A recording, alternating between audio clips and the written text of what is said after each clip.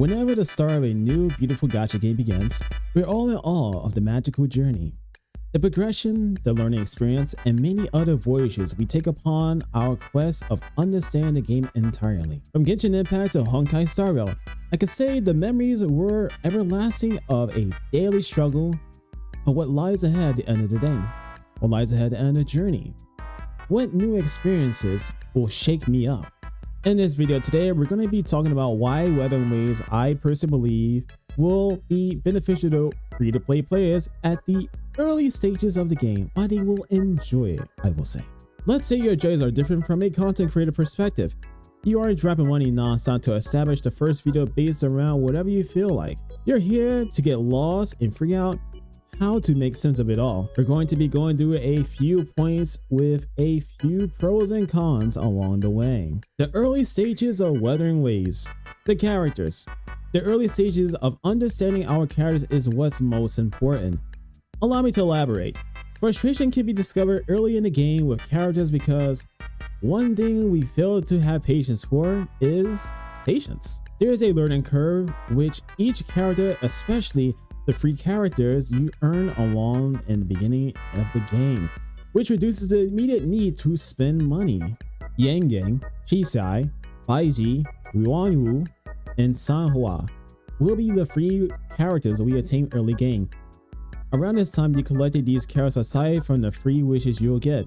You may learn which playstyles will you like the most and have an understanding of mob mechanics. One of the most fascinating moments of an early game is discovering what you can do, and that is mentally imploding, going crazy with exploring what you can do and can't do. Much like a previous video of mine talking about mechanics of the game, think of what you can do in a fighting game and short it for comparison, like frame data science players do to utilize things.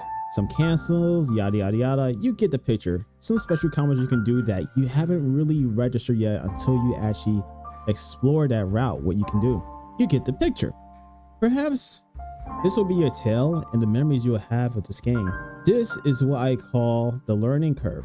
Now let's talk about enemies. This is similar to how we learn our characters, but the mechanics of the enemies instead.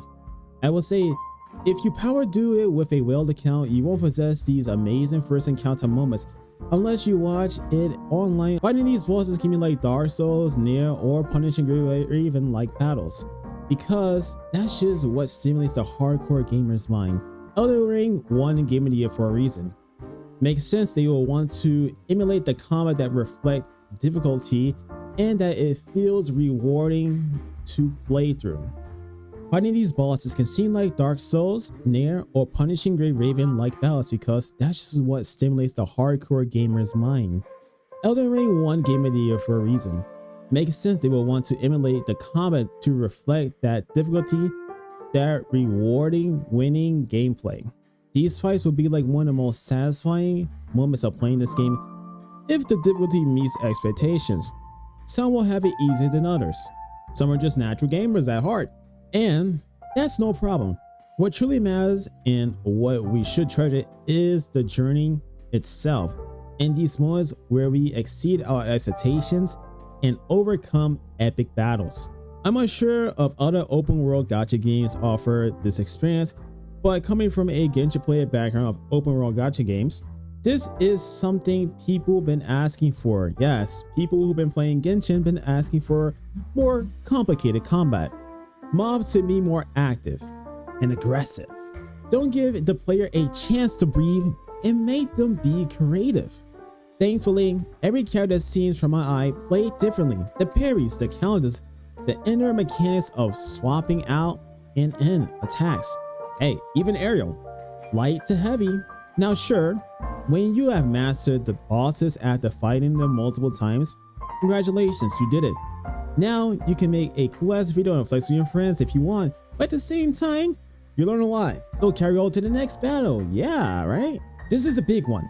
And oh my god, you and I both know the summoning stages will be the most edging experience when you are a free-to-play player. In Honkai Star Rail, I decided to go about being a free-to-play player from the start of the game from April all the way to the start of Pinnacle, all because I wanted to make content based around the characters. I don't have and multiple questions I do face when I'm streaming sometimes at twitch.tv/ohikaro, and you can catch me on YouTube at the same time. Most like I do it these days now. But I will say that experience and the thrill of wishing for a character makes you have internal goals is one of the most fueling and best feelings ever. It's the motivation versus just spinning, because you know in the end, you'll just get them. You'll kill the hype. Yes, you will kill the hype because you know you're going to get them regardless, because Wallet-kun is right there beside you.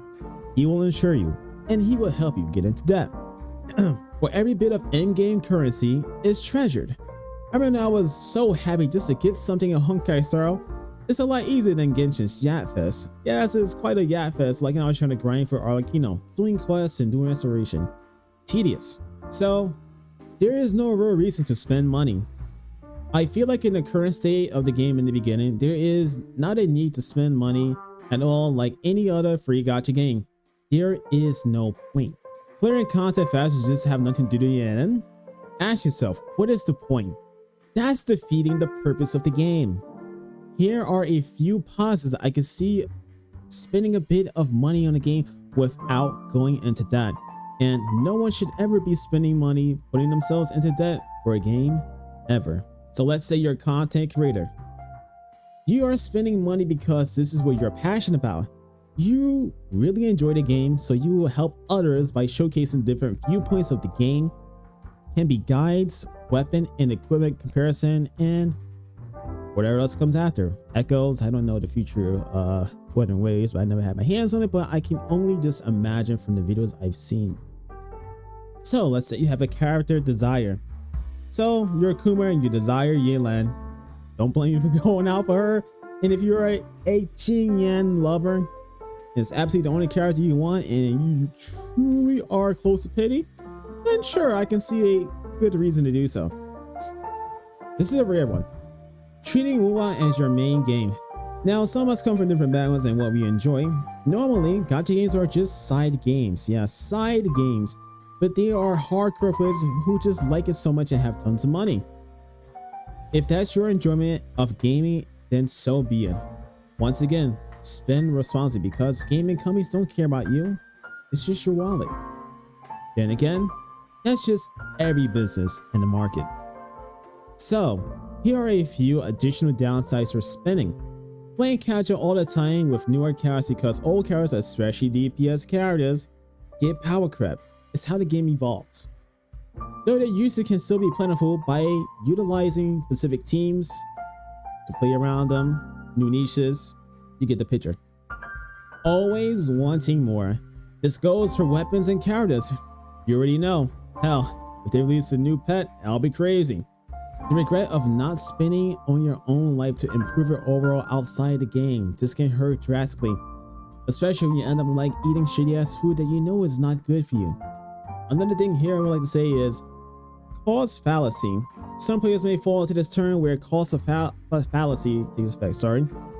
You spend so much, but you can't stop spending because you'll have regrets of not using what you invested into. Yes, some people have C6 certain characters in Genshin are like, this game is incredibly easy. Why did I ever spend on it? Period.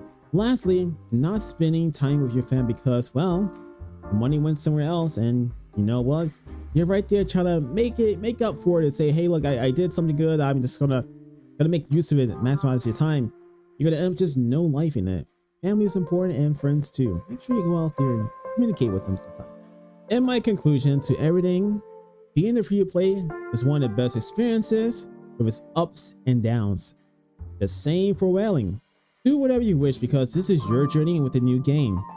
And remember, if you are spending, spend it after you pay everything off. Like your bills, for example, your phone bill, everything else. Food, the necessities of life, because that's going to help sustain you and keep you sane while playing this game. As for me, I will stick to daily login and battle pass, just for content creation purposes. Since I stream both on YouTube and Twitch, hey, gotta do the plug-in once again. Twitch being, once again, twitch.tv/ohikaro, where I will be streaming this game on May 22nd. It's only about a week away at the time of writing this video. I mean, well, I got a bunch of videos I need to do to script it out and read it. It's quite a while, a little bit here.